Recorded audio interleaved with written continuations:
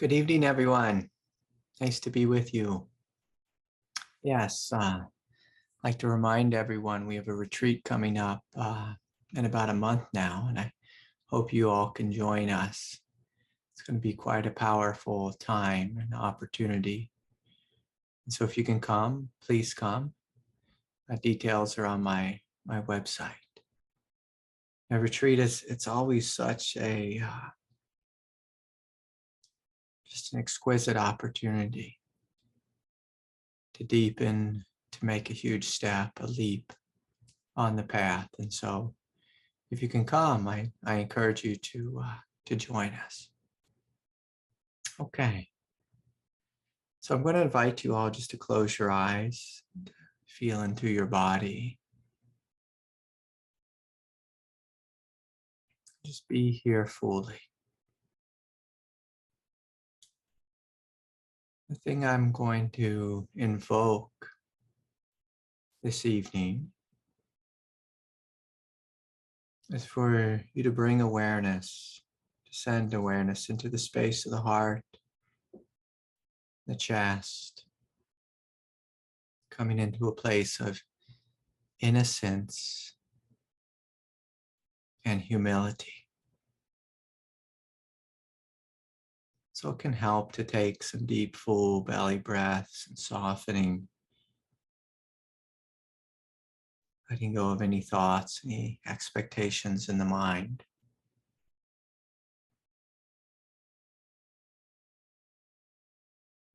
And I invite you to sense, to feel into the quiet goodness of your heart, quiet tenderness of your heart.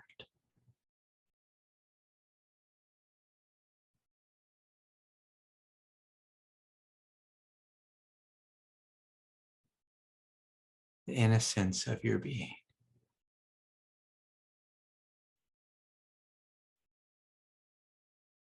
And in this space of innocence, goodness, tenderness, I want to invite you to acknowledge this very deep, incredibly quiet sense of sanity. It's like a point of light in your heart.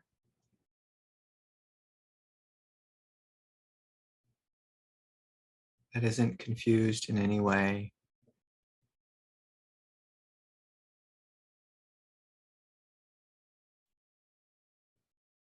Just is utterly clear and awake, present.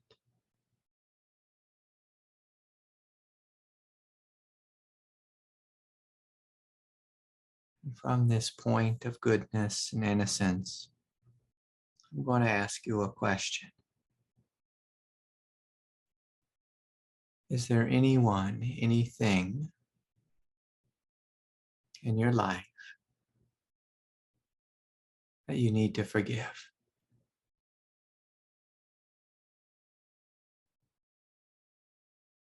By all means, you can include yourself in that question. Is there anyone, anything in your life that we need to let go of, that we need to stop fighting with, or judging, or resisting against? And so just noticing in this moment,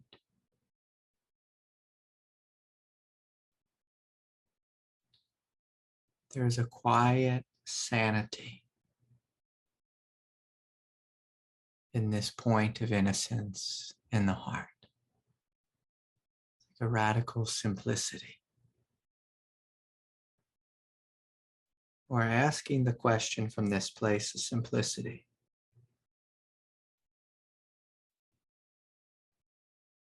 From this place of sanity.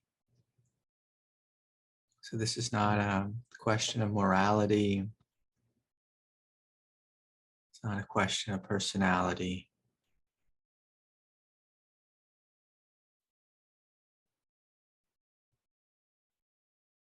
Is there anything in your past that it just makes sense to put down?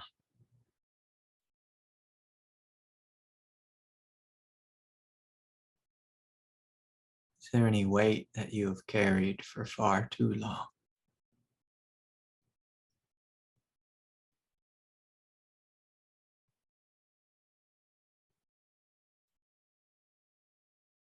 Is there something in your life that just makes sense to let go of, to be done with? So just seeing that thing, and giving yourself permission to release it, to let go,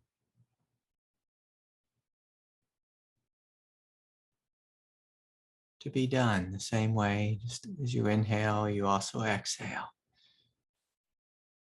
And there's just a sense of course, of course, I exhale. Of course, I let go. Of course, I don't want to carry or hold this any longer. Of course.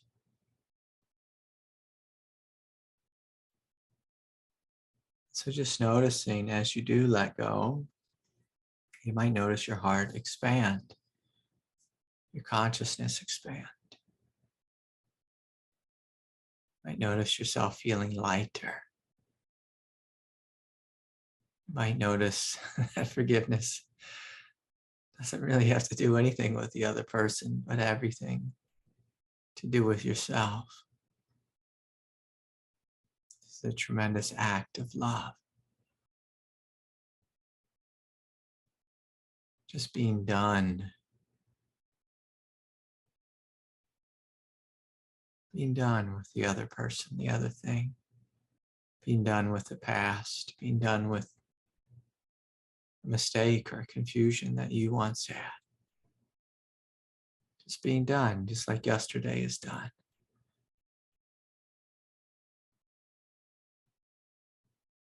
We let go of yesterday and simply be here.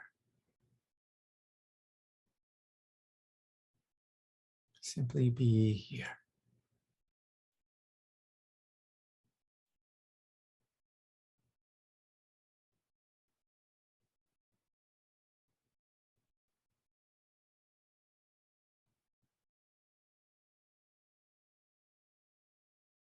So breathing more fully into your lower belly, to the hara, breathing into the legs and the feet.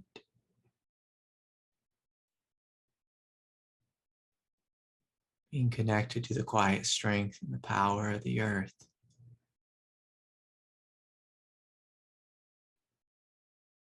Allowing your consciousness to descend into the earth itself.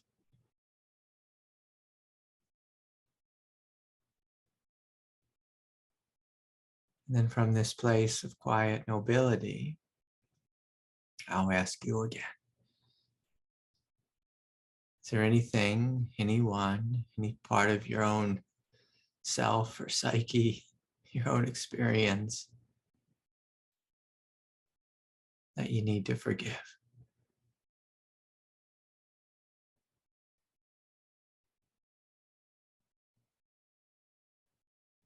I even include God in this. Like sometimes as humans, we get angry at God, and it'd be helpful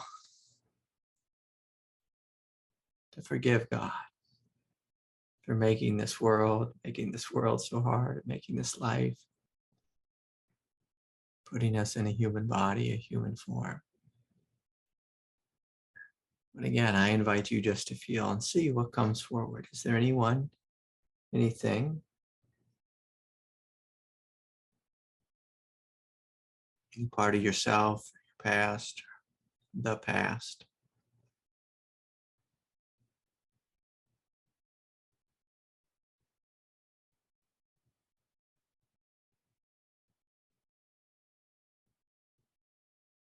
That you be willing to let go of.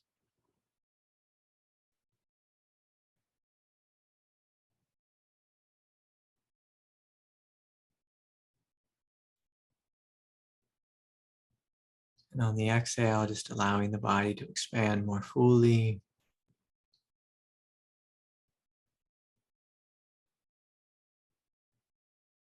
Maybe even smiling a little bit just at the craziness of life, craziness of being human, craziness of all the other humans here on planet Earth.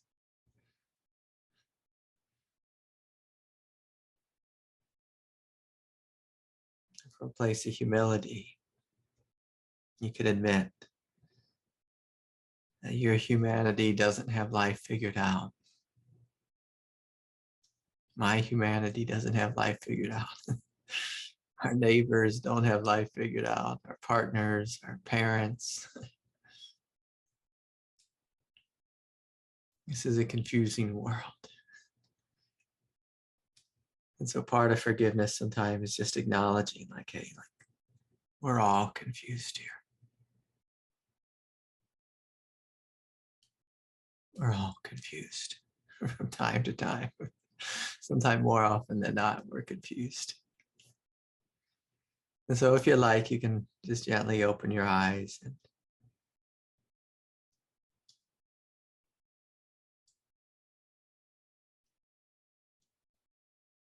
forgiveness is something we often forget about on the path. Sometimes we are goal-oriented, in the realm of enlightenment or spiritual awakening. We're wanting to get from where we are to somewhere in the future where we're healed and free. It's very hard, perhaps impossible, to be free if we're living in the past, if we're holding on to the past, if we're fighting with the past. And I want to be crystal clear when I speak about forgiveness. Forgiveness does not mean you agree or that you like what happened.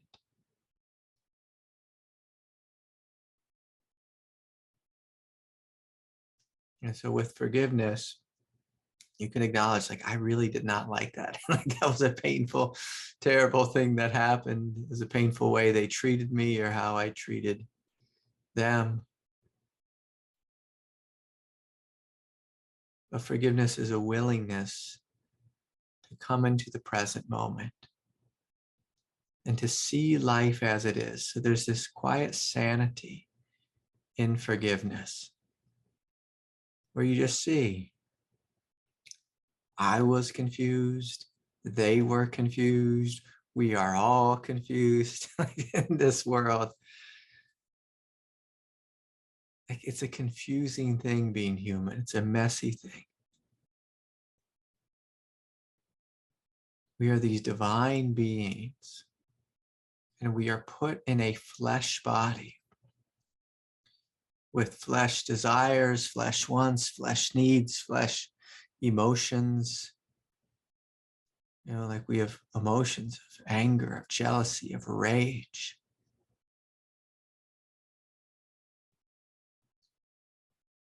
Of sadness, of unworthiness, of guardedness, of defensiveness, of just utter fear and terror.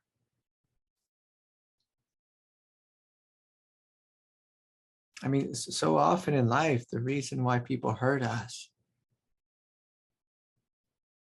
is because they feel utterly insecure inside. They have no idea what to do. And so they lash out. And we should be able to understand this because we too do these things. We too lash out. We too have hurt others.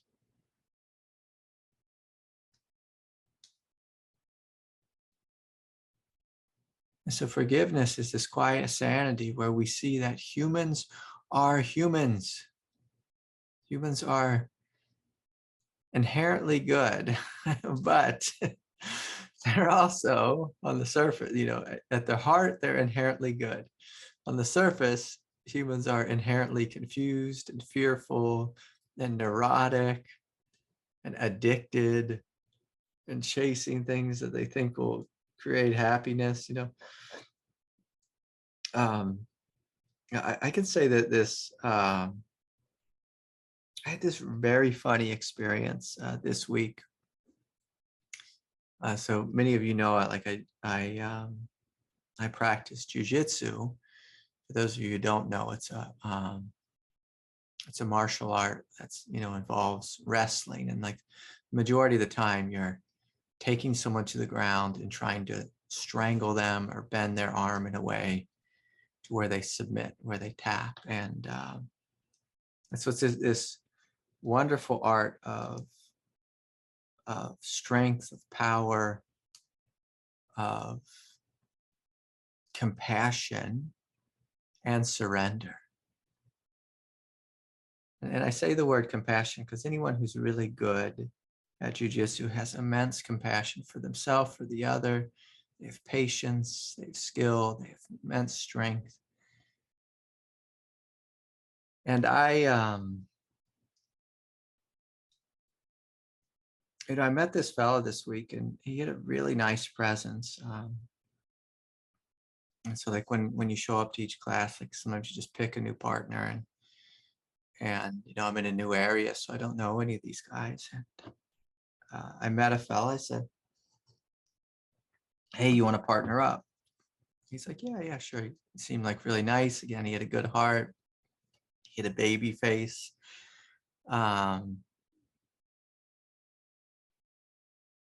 And he was a collegiate Division I wrestler. So this is like he's like at Olympic level.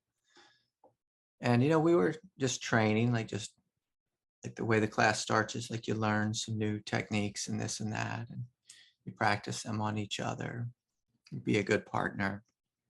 And then at the end you go into sparring. And my Lord, like I say this every time to people, I say, look, I'm old and I'm injured. Like I'm really injured. I have multiple injuries. So I said, like, let's go like really slow. And he said, okay, yeah, no problem. I said, what's injured? I told him, my head, my arm, I have breathing difficulties. And he's like, okay. And he's a Division I, collegiate wrestler. And he just came at me just with like this fire, this intensity, picked me up, like threw me on the ground multiple times. It's like going 6 minutes with Mike Tyson, and like I was a little bit shocked. I was like, oh wow, like this force that was coming at me from this fella was just one. It was like wrestling a Greek god. Like, and I've wrestled with all kinds of people in my life. I grew up wrestling, like and so like I know what a good wrestler is. This was like he was like from some heaven realm of wrestling. Like that's how good he was.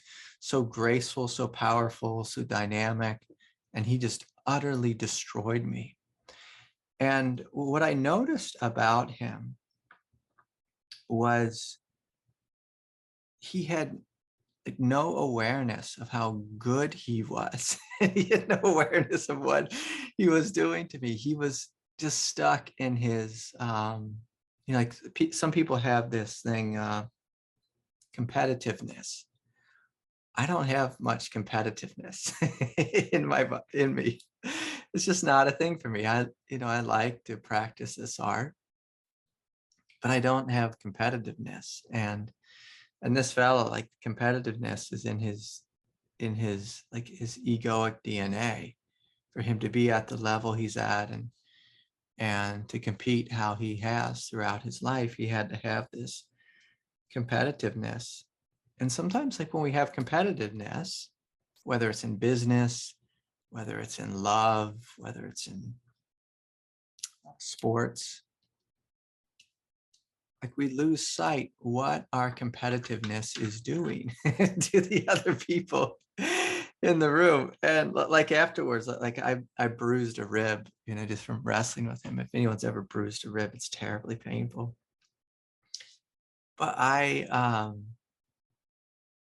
like afterwards, like I was kind of like limping as I was leaving the dojo, and he saw me, and it was like at that moment, I think he realized, and he came up and he talked to me, and he realized that he had hurt me, and that he hurt me pretty good. But again, like when I saw his face and his eyes and his heart,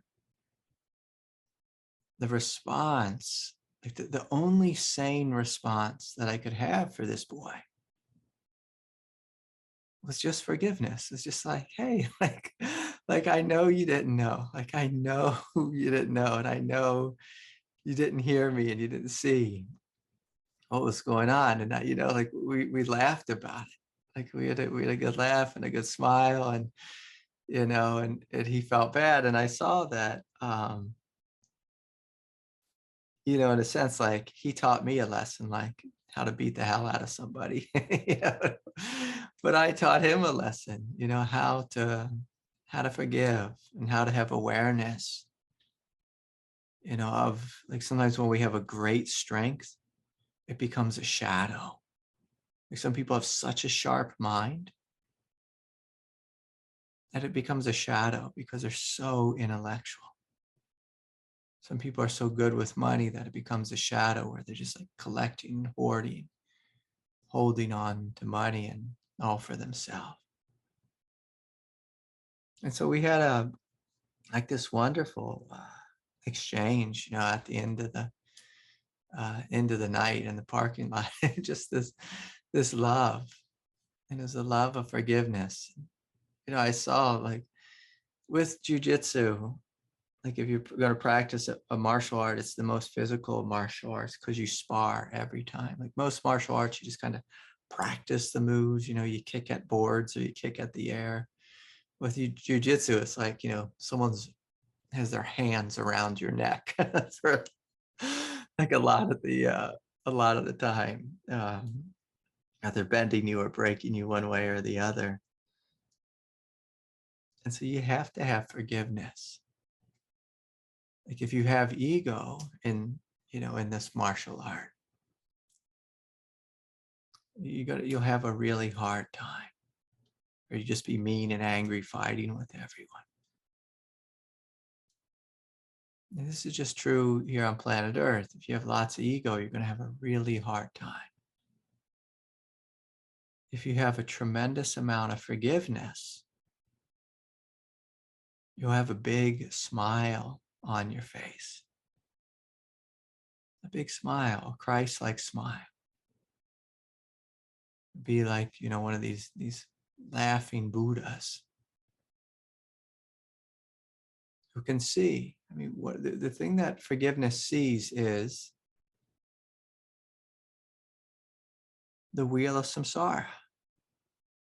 Like when you stay in this tender, sane, innocent point in the heart, and you look out at life,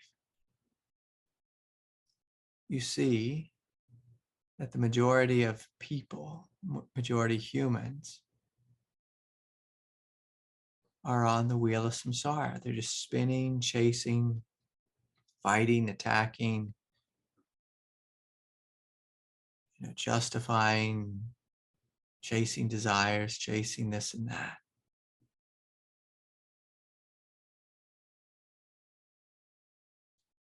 You see that the world is suffering.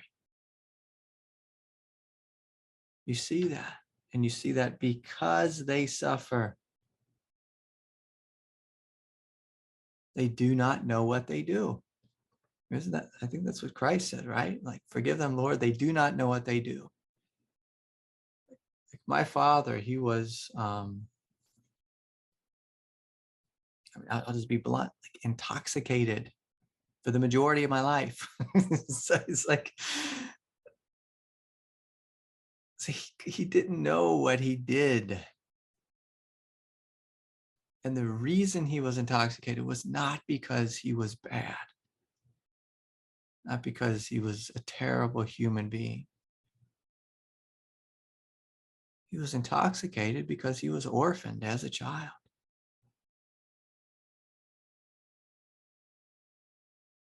And he had so much pain in his body that he drank. People are not inherently mean. But people are often really confused because they are in so much pain. And the question that always comes up around forgiveness is,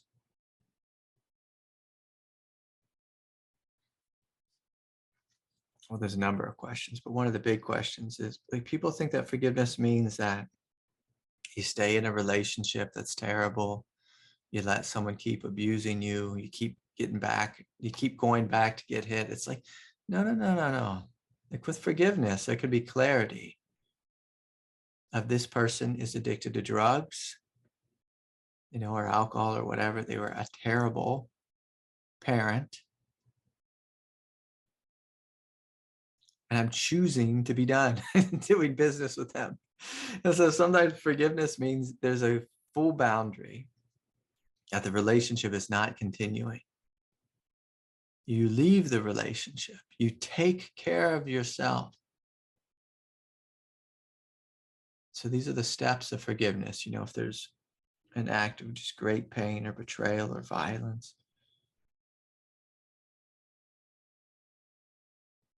and with forgiveness, you have to go through the stages of grief. The mistake almost everyone tries to make, and this is the second question, is, oh, so I should just forgive and just act like it's okay and accept it. It's like, no. Like, in order to get to a place of acceptance, often we have to allow ourselves to go through the stages of grief. And so that's going to include compassionately allowing you, if you're the victim of someone else, to grieve, and you embrace your grief, to be angry and you embrace your anger. Often it requires we do our trauma work, like somatic healing, body work, loving ourselves greatly, just doing doing the thing that the person didn't do. If we're speaking about a parent, often so many of us hold resentment around our parents. And so sometimes we have to reparent ourselves. I had to reparent myself for 15 years before I could adequately forgive my father. So I want everyone to hear that. Like, sometimes forgiveness is just smooth and sweet. Like someone cuts you off in traffic, and then you meet them at the next stoplight, and you see the look on their face that they're angry, they're stressed, they're suffering, they're in pain. It's like, okay, like that guy's having a bad day. I can see he's in pain. I want to forgive him. That's easy. But when someone deeply hurt us, in order to get to this quiet sanity of forgiveness, we have to be willing to feel into our heart and see whatever it is that is insane within us that's covering our own heart. By insane, I mean, if we have just these thoughts of murderous rage or violence, or screaming, or we're arguing with someone who's not even present. That's just a fun one. Like, sometimes in our heart, we have just this ongoing argument with someone who's not even here.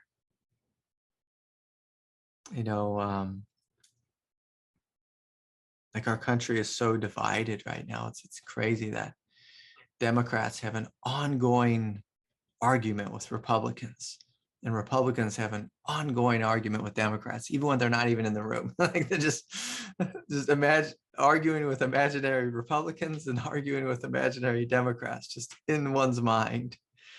And it's just this hilarious, traumatic thing that people do, through their own lives. It's just arguing with people who aren't here. And so it's a willingness to look honestly at your heart. So you're like, what am I holding on to? What am I harboring? I can remember when I was young, someone greatly harmed me and harmed one of my children. Like when you're a parent, sometimes life comes and does things to your kids. Like so you just can't protect your kids in every moment. And so I can remember I was just sitting at home, laying in bed, and I had murderous rage, towards this person who, like they were way too heavy-handed. I think that's the right way to say it. With my boy, it's just like they were way too hard on him, publicly, and it's just like I just sat, just laying in bed, having murderous thoughts about this person. It's like completely insane. It's like completely insane, but also like my mind thought just so justified. Like, I'm gonna get this person, I'm gonna make them pay. How dare them, lay a hand on my boy? Like, how could they have done that? Like, this is not right. It's like beyond this isn't right. It's like blood boiling Papa Bear energy. Like we have this in our biology. And could I have forgiven them in that moment? No, absolutely not.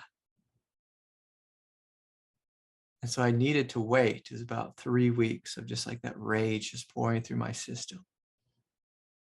And then under that rage, I found, oh my God, there's just this deep well of sadness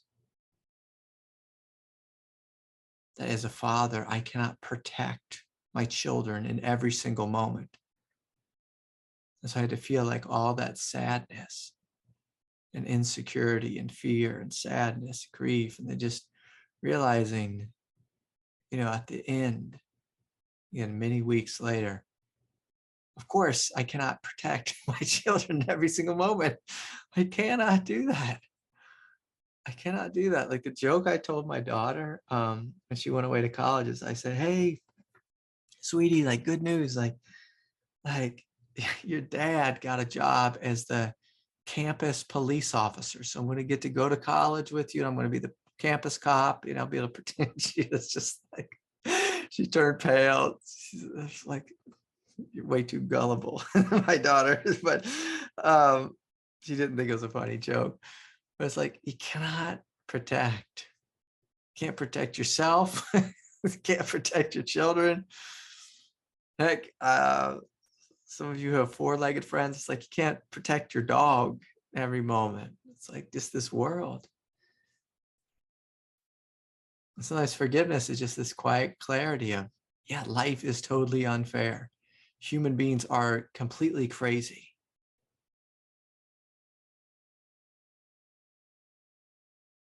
And if I hold on to this fight with life, that life should be fair, or that everyone should be politically correct and perfect in their speech and talk in a nice, sweet, spiritual voice, and everyone should be a part of the same, political party. And that's what they're trying to do in communism. It's like we should all be a part of the same political party. We should all think the same. We should all parent like we're living saints. It's like, no, that's not the world we live in. And sometimes forgiveness is just the acknowledgement of like, this is a crazy world. And in a crazy world, like confusion is rampant. Fear is rampant. And we see it in our, and like this desire to control. I caught myself today. This is hilarious. I was trying to, I have these two little dogs, and like I moved to a nice neighborhood. By a nice neighborhood, I mean it's a neighborhood where people cut their grass. Where I lived in Colorado, we could get away cutting our grass once or twice in the summer. And, people just let their lawns be natural. It's just like living on the side of a mountain. Here, people cut their grass and they look nice. I had these two little dogs, and one of them was getting ready to make a poo-poo. And I was just like, come on, like, let's keep walking. Let's just walk a little further till we get to a spot that's not in front of someone's house.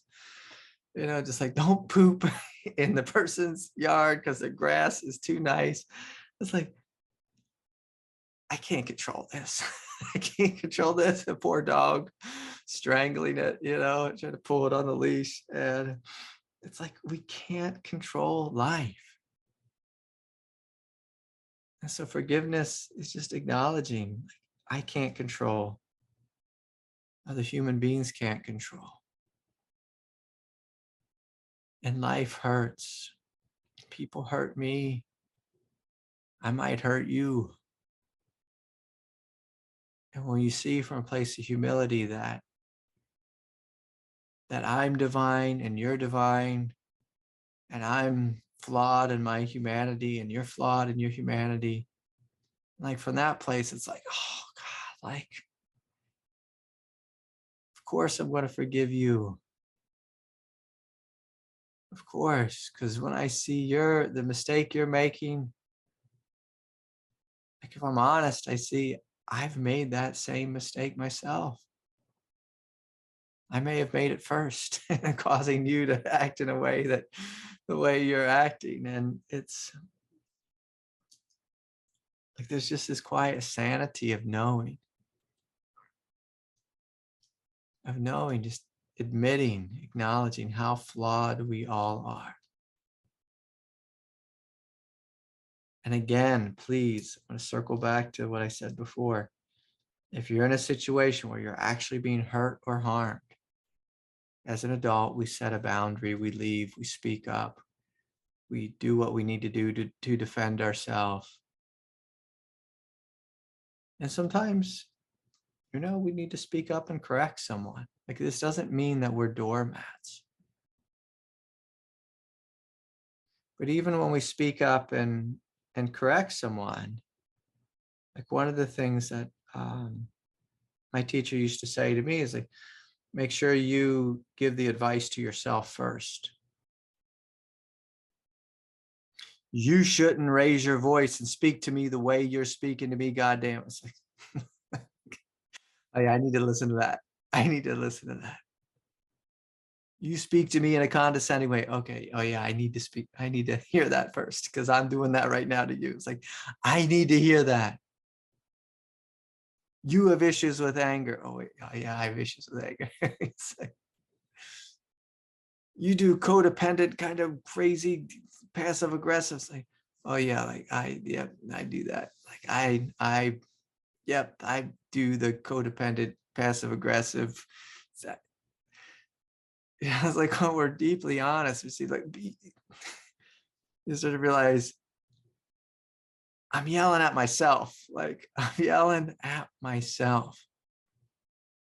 Like literally, not in a non-dual context. Like we're yelling at ourselves. But again, like sometimes ourself needs to be yelled at. Sometimes ourself needs to be yelled at. And so with forgiveness, it creates an inner fluidity and flexibility within one's being, like a softness and aliveness. And this Christ-like strength. A Christ-like strength.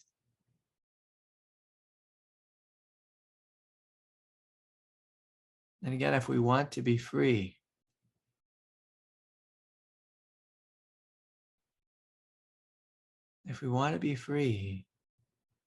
we cannot hold on to the past.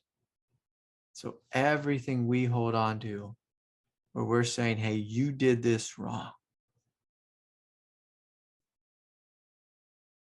it's just digging us deeper into the past.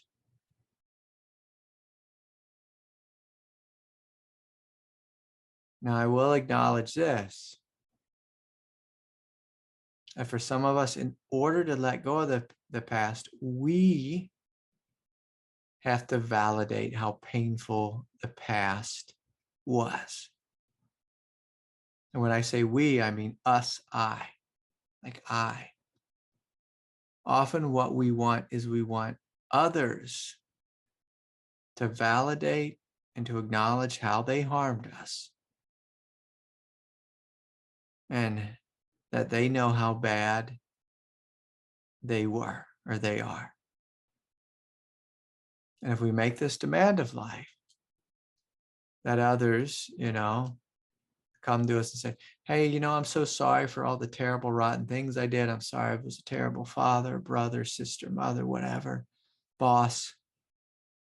I'm sorry I hurt you. I see you're in pain. In an ideal world, yeah, the offender will come forward and apologize. But this is not an ideal world. That's the problem with planet Earth. It's not ideal. It's not ideal.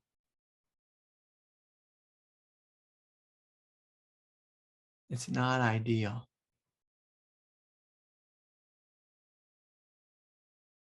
This is a confused world. And if we demand, expect, desire others to come forward and apologize for, quote unquote, their sins, we might be waiting a long time. But here's where you can become empowered. If you, like your true spiritual heart, if you come forward from a place of compassion and you validate how painful your life has been,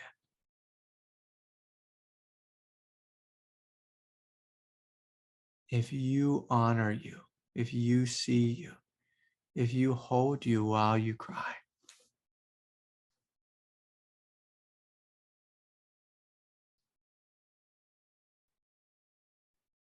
then you can be free. But if we're waiting for another to come forward or to grow up, like so many of us are waiting for our parents to grow up,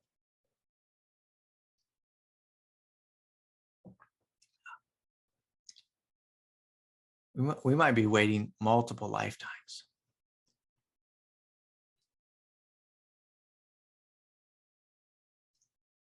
It's a radical act of spiritual maturity for us to come forward and do the loving work for our own self that we want everyone else around us to do. And often this is a prerequisite to forgiveness. And again, I'm just going to say it one more time. If you're in a dangerous situation, leave, set boundaries, speak up, speak your truth. Nothing wrong with speaking your truth. But we have to remember, most of the time when we speak our truth, the world, whoever we're speaking it to,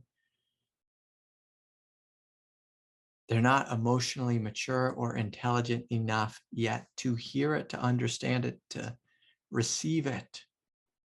Just like the kid the other day who I was rolling jujitsu with, I told him in a crystal clear way, I'm old, let's not go hard, I'm injured. In fact, I was speaking with the teacher, the professor of the class afterwards. He said, Craig, I heard you say those things to him. Like I heard you say it. And then I smiled because I saw what happened. He was just like smiling. And someone just beat the heck out of me. And I look people right in the eyes. I tell them, hey, here's the deal. Because I get beat up a lot. in jiu-jitsu. That's one of the fun things about it. It's really intense. It's full on.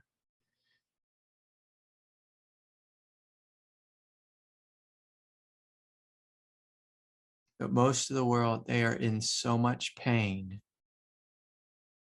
They can't hear a word you say. Like there's this funny thing with being a parent. This is some child psychology. Is like as a parent, there's times when you have to discipline your children, and if the child does something and they,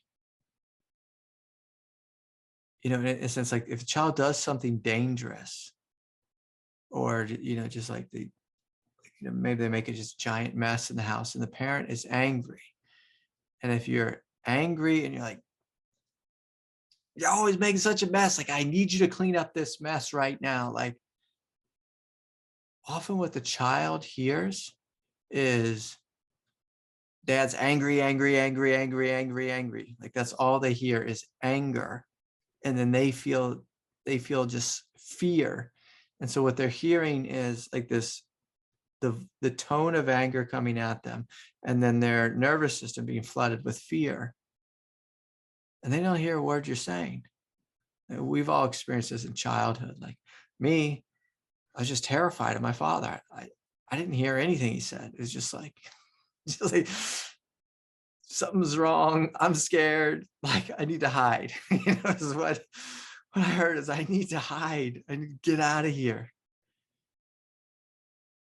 And like sometimes he was just telling me like, hey, like you clean this place up. You can't make such a big mess. But all I saw was his anger. And so like people tend to hear only emotion. This happens in couples too, where one person's upset, telling the other person how upset they are about what happened. They don't hear anything what the person's saying. All they hear is that they're wrong. And when we feel wrong, then we attack back. It's just like it's this whole matrix of people live in fear and then they cannot hear. This is a great skill to be able to hear. So anyways, so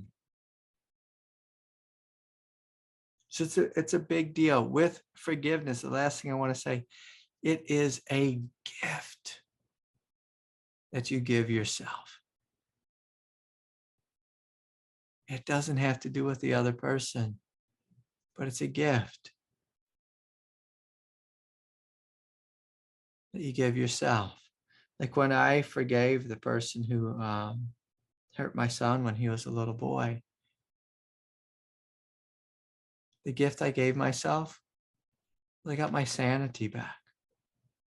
I could return to peace. I got to sleep at night. I got to wake up in the middle of the night and not think about how wrong it was that whatever this person did. I just wake up in the middle of the night, roll over and go back to bed. Not be thinking about making this person pay. I'm going to send them a mean letter, or how I'm going to, choke them, or, it's like, I don't want to think about hurting someone. It's a gift I give myself. It's nothing to do with them. It's letting yesterday be gone and letting myself return to the immensity of this moment so I can see it, experience it fully.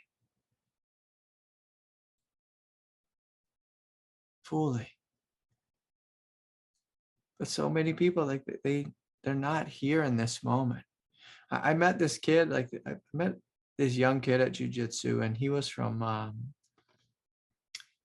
Colorado. He told me he's from this town, Conifer. And I said, oh yeah, I've been there. Like there's a big statue up on your mountain. And he said, what? And I said, yeah, like there's a big statue like up on your mountain there, like right on the edge of town. And he's like, no, what do you, there's not. And I'm like, you ever driven down the road with your eyes open? See, what statue is up there on the big mountain? He had no idea what I was talking about. He spent his whole life there, his entire life, 14 years. I'm like,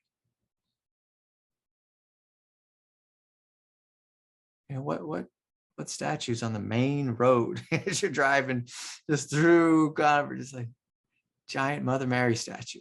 When you're awake, when you're alive, when you're in in your body, in your form, you can see. You see all around you. But most people, they're not awake anymore. They're just like staring at their phone. They don't see reality. They don't see what's here. They're just like, doing this thing, lost in some other land. They don't see the beauty of this planet. They don't see. It always blows my mind when people, kids. I was took my daughter down to the pool today, and there was a whole family on golf carts, and they all had an iPad, and they were just staring at it. And I was like, what are you guys doing? Like, this is a really beautiful place. They're all just staring at an iPad. Open your eyes, jump in the pool, experience life, run in the woods, smell the flowers, chase the birds, look at the alligators, like look around and see the beauty that is here. My daughter, she had her eyes open and she said, Dad, look, there's a cow swan. It's like, a what? And she pointed out this is a giant bird. It's like 3 feet tall. I think that's what it's called, a cow swan. It's like a bird with, spots all over it, like a cow. It's like, that's a beautiful bird. So beautiful. It's gorgeous. Gorgeous. So anyways, some people had their hands up and then their hands went away. So I must have scared them off. Let me see if I have any questions that came up from email. Or maybe they're in the chat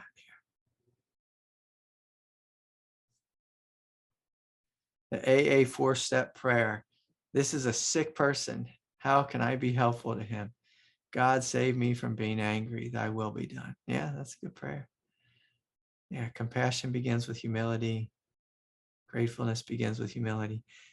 Everything begins on the spiritual path with humility. It's often just something that's not spoken about, but to me, humility, it's just like a breath of fresh air. A fresh air. A lot of people choose pride or arrogance or thinking they know better. It's like, that'll make you angry and lonely. All right, Justina, are you here?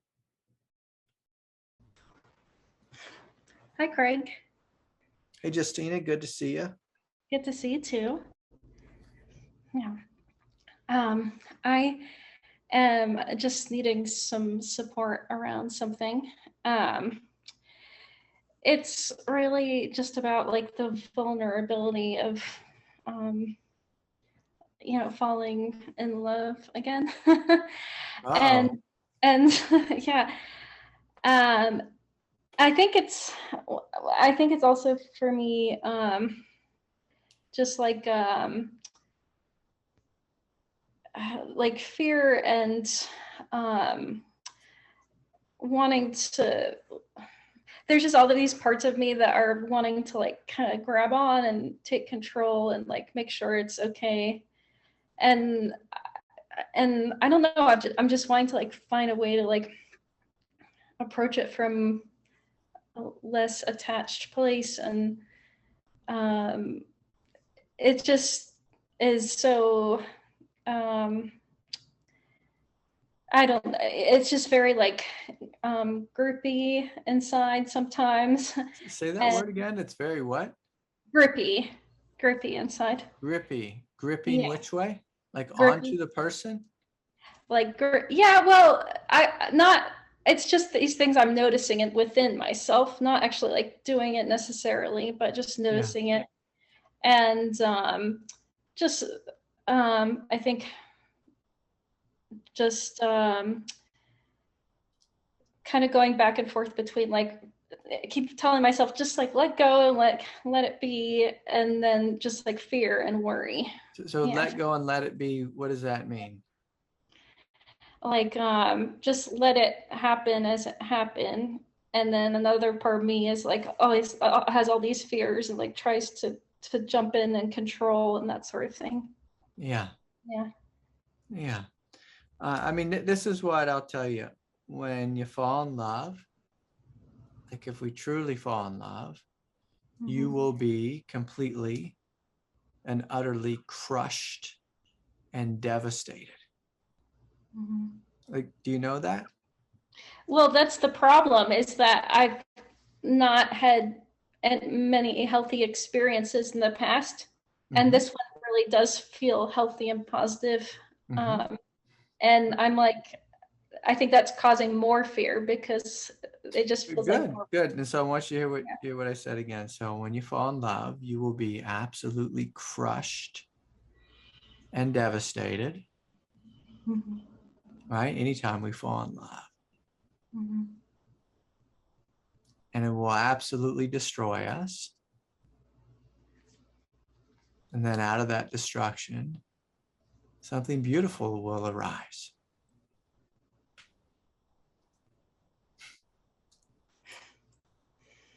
Like love is a crazy thing.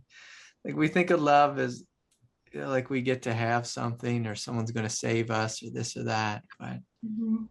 what love really does is it just crushes and destroys and it roots out all the parts of ourselves that aren't the truth. And it's a beautiful path, but I encourage you to just jump right in, both feet, get involved in a total mess and just see what see what comes. See what comes. But you know, in the end, like all of it works itself out. Like some people try to be like extra mindful and adult and mature and this and that. And like what happens with that is normally like our heart just never opens unless we're willing just to jump in the deep end of the pool. And so like in the realm of love, I've always been just totally messy. But I trust that out of the mess, my life will unfold in a beautiful way. And it will literally, like the way we end fear is not through managing or controlling fear. We end fear through facing it full on. And when we fall in love, it's like we can't stop it anyways. Like we're in love. Like we're going in that direction. Like it's going to happen. It's going to happen. And then if it doesn't happen, you know, like if the other person leaves or whatever, and we're crushed and destroyed and humbled, and we love that part of ourselves more deeply and fully,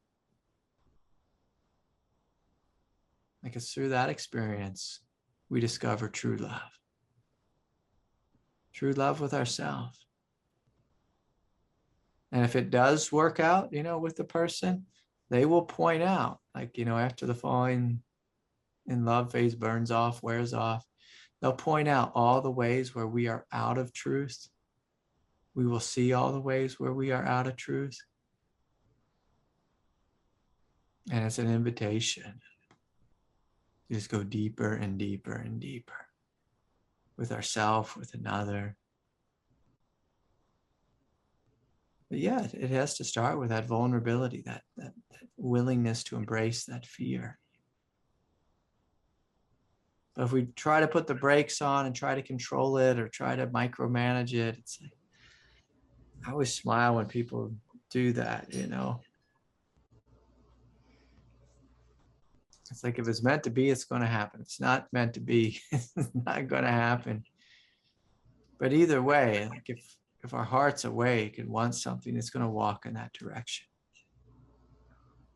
And even if that's a foolish direction to walk, we will learn great things about ourselves, about our strength, about our divinity, about who and what we are, about the very fabric and essence of our being. Like the times I've learned the most about myself is when I've been destroyed. You know, it's like, it's when I learned the most. And so I value big experiences. And so I encourage you, like, if there's something there, jump in. And like when you jump in with both feet, like, you see real quick if this is the truth or if this is not the truth. Like, life will show you right away. And the nice thing is then you don't have to think about it. It's just like, I just jumped right in. You don't have to think about it. It's here, it's happening, or it's not.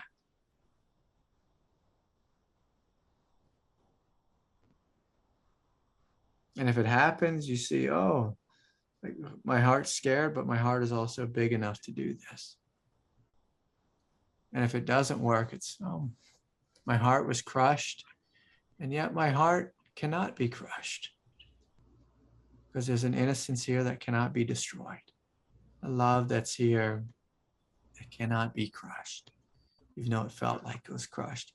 And so, like, relationship is helpful in destroying so many illusions, if you're reasonably awake. If you're reasonably awake.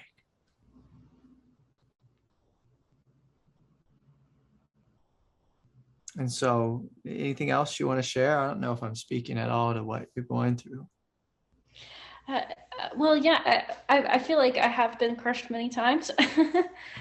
But I think I guess I have jumped in quite a bit. I'm very much an impulsive person, at least in the past. And then I was like, well, maybe I should learn more discernment because. Well, yeah, let's just start with some basic discernment. Is the person addicted to meth? No, it's all Are green. they a raging alcoholic? Like, these are the things I normally go through. Do they have a job? Like, that's a good one. My wife the other day, she's talking to me about a friend. I don't know who it was, and she's like, "Oh yeah, so and so's in relationship, and yeah, the guy, he seems pretty good. He has a job." And I'm like, yeah, okay, he's got a job. Like, that's a good start. That is a good start. He has a job. It's like, yeah, so of course we want to have discernment, right? Mm-hmm. Of course. Yeah, well, that's what I learned from the crushings, is to have discernment. Yeah, So, but I mean, there's another thing too, is like, when you fall in love, like, normally the only people we fall in love with are ones that we have some type of contract with. So that's like a soul level. And again, like, you can't stop a contract. Like, when I met my first wife, she was like totally wrong person for me. It was just like, could not stop it. There's nothing I could do to stop it. I knew, like, this is completely, like, just terrible, like the wrong relationship. And it's just like, shh. And I had great willpower, discernment, clarity, inner peace. It was just like, boom. And it was a terribly painful relationship, but my God, was it a great teacher. It taught me so many different things. mm-hmm. And so discernment, like, if we're just like playing the dating game, discernment is good. you know, but if we've found love, if we're falling in love, it's like there's not really going to be any discernment. You know, it's not going to be, unless they have like major red flag. It's like, yeah, run for your life. But again, I know I'm probably saying things here that don't seem wise, but you know, whenever I study relationship, I always look like if it's true love, there's a soul contract there, and it's just like, okay, you and I are meant to do some business for a period of time. And that's the word I'm using, a period of time. How long that period is up to God. We think it's how, you know, how well we behave or the other person behaves, but it's up to God. And so I'm going to say this about you, Justina. I saw you smiling a little bit there. I mean, I'm just like, I guess I don't know exactly how to put had a question about into words, but it just, I'm just. And Justina, I want to say this. Yeah. I see you smiling. Yeah. And I haven't seen you smiling in a long time. Really? I feel like I smile all the time. You may smile all the time, but when you show up with me, like I'm not seeing the smile on your face. And so tonight you showed up with a smile. And so it's like sometimes just like when we fall in love, like we got that smile on our face. Mm-hmm. You know? And so like sometimes I just look at that and say, all right, well, maybe that's the truth. Mm-hmm. Maybe that's the truth. Like, I like this. You can just give yourself permission to like what you like. Mm-hmm. I mean, if you do have a question there, I'll welcome it. But, you know, I'm just throwing at you, you know, some of the realities of love. Like, we think we know what love is. Like, we always think, oh, I'm going to have this partner and they're going to support me and I'm going to support them. We're going to hold hands on the spiritual path together. It's like, that's not what love is. That's what we think love is. Yeah, that's what we think love is. I can remember. I have to be careful here because I want to not be offensive. But there was a couple, like a married couple. They were spiritual teachers who I studied with for a period of time. And I looked at them and I was like, oh my God, like if I could be like them and have like two enlightened people together, like how incredible would that be for life? And I saw what their life was like. And there was affairs, like multiple affairs, just and I was just like, oh my God, like, no. When I saw what they, you know, the thing that they were teaching each other, it's like, okay, yeah, like that's what love is. One person teaching another person, pushing another person over the edge in so many different ways, pointing out all their falsehoods and their confusion.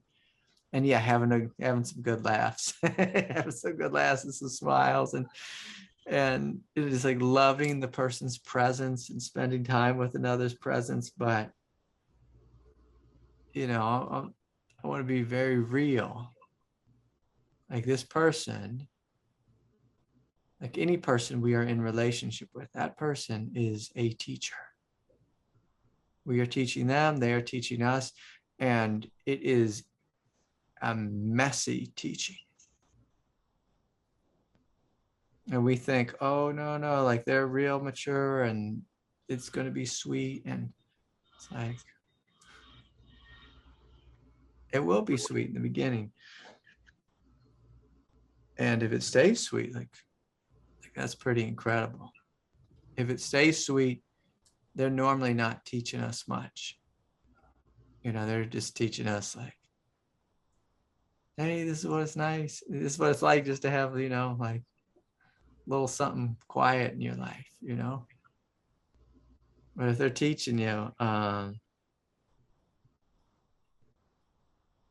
relationship teaching is quite messy. So And I'm saying this again, like with a smile, and the total acknowledgement is like the ego would say, oh, well, then I shouldn't go in because I don't want anything messy. But like, again, if we look at just like what the spiritual path is in a human body,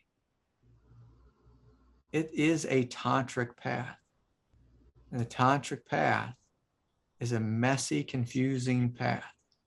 It's the same path as compost. It's like the same path as composting food. It's just, it's the same path. It's the same path. There's fire, there's heat, there's purification, there's birth, there's death, there's returning to the soil and being born again. It's a transmutation of one energy into another. That's what composting is. Composting doesn't sound very exquisite though, but that's what it is. It's taking something and turning it into light. Yeah, in relationship, I really honor relationship. It'll do that. Most people don't value relationship. They think will get something from it. And normally what we get from relationship is, excuse my language, but we get our ass kicked so many different ways.